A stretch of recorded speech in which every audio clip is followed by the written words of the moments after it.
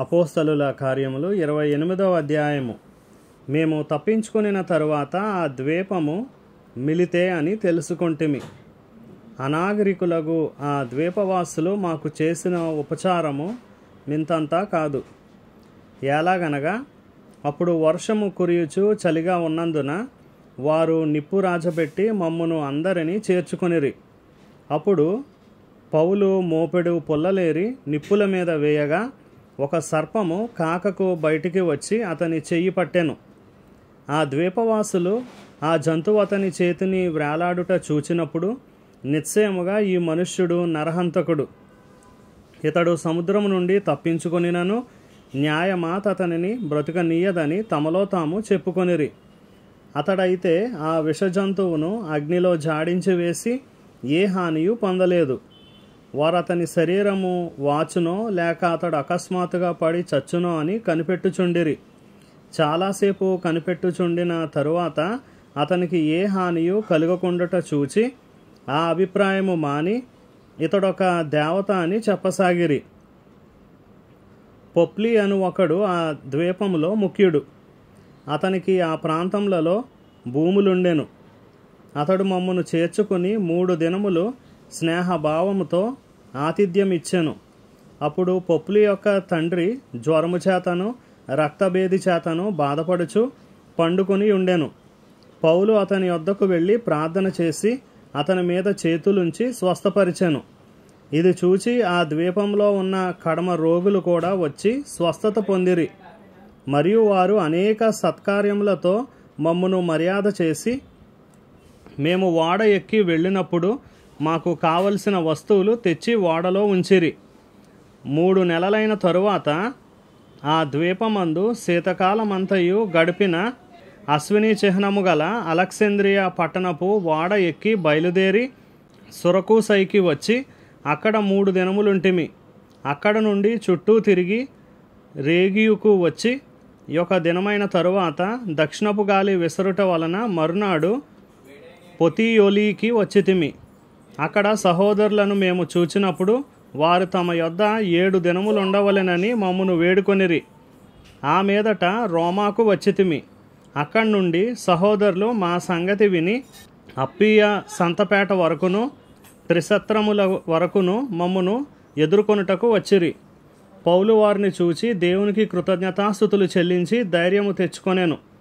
మేము రోమాకు వచ్చినప్పుడు పౌలు తనకు కావలి ఉన్న సైనికులతో కూడా ప్రత్యేకముగా ఉండుటకు సెలవు పొందెను.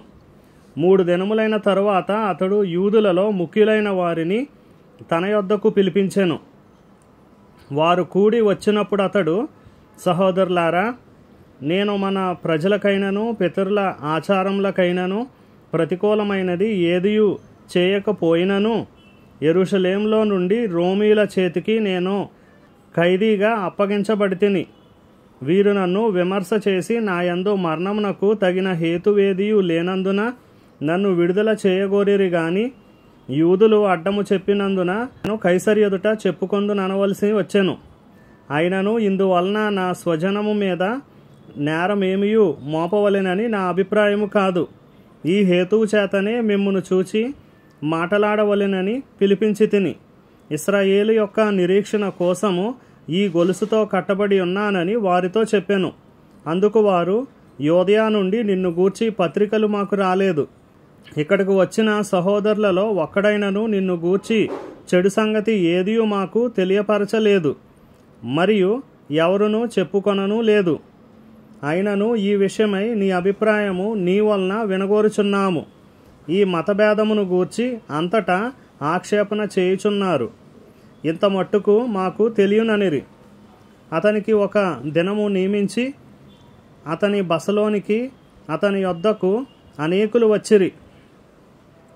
ఉదయం నుండి సాయంకాలం వరకు అతడు దేవుని రాజ్యమును గూర్చి పూర్తిగా సాక్ష్యమిచ్చుచు మోషే ధర్మశాస్త్రంలో నుండి ప్రవక్తల్లో నుండి సంగతులెత్తి యేసును గూర్చి వివరముగా బోధించుచు వారిని ఒప్పించుచుండెను. అతడు చెప్పిన సంగతులు కొందరు నమ్మిరి, కొందరు నమ్మకపోయిరి. వారిలో భేదాభిప్రాయములు కలిగినందున పౌలు వారితో 1 మాట చెప్పిన తరువాత వారు వెళ్ళిపోయిరి. అదేదనగా, మీరు వినుట మట్టుకు విందురు గాని గ్రహింపనే గ్రహింపరు, చూచుట మట్టుకు చూతురు గాని కాననే కానరని ఈ ప్రజల యొద్దకు వెళ్ళి చెప్పుము. ఈ ప్రజలు కన్నులారా చూచి చెవులారా విని మనసారా గ్రహించి నా వైపు తిరిగి నా వలన స్వస్థత పొందకుండునట్లు వారి హృదయము క్రొవ్వి ఉన్నది. వారు చెవులతో మందముగా విని కన్నులు మూసుకొని ఉన్నారు అని పరిశుద్ధాత్మ యెషయా ప్రవక్త ద్వారా మీ పితరులతో చెప్పిన మాట సరియే. కాబట్టి దేవుని వలనైన ఈ రక్షణ అన్యజనుల యొద్దకు పంపబడి ఉన్నదని మీరు తెలుసుకుందురుగాక. వారు దాని విందురు. పౌలు 2 సంవత్సరములు పూర్తిగా తన అద్దె ఇంట కాపురముండి తన యొద్దకు వచ్చివారినందరినీ సన్మానించి ఏ ఆటంకమును లేక పూర్ణ ధైర్యంతో దేవుని రాజ్యమును గూర్చి ప్రకటించుచు ప్రభువైన యేసు క్రీస్తును గూర్చిన సంగతులు బోధించుచూ ఉండెను.